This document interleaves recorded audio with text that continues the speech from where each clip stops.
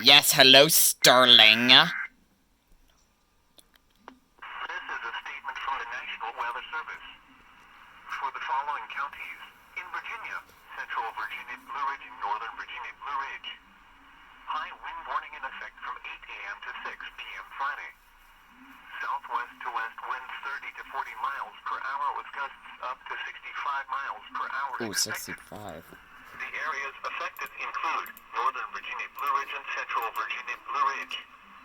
Hazardous weather conditions are expected from 8 a.m. to 6 p.m. Friday. Impacts. Damaging winds will blow down trees and power lines. Widespread power outages are expected. Travel will be difficult, especially for high-profile vehicles. People should avoid being outside in forested areas and around trees and branches.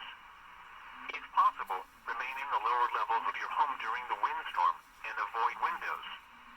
Use caution if you must drive.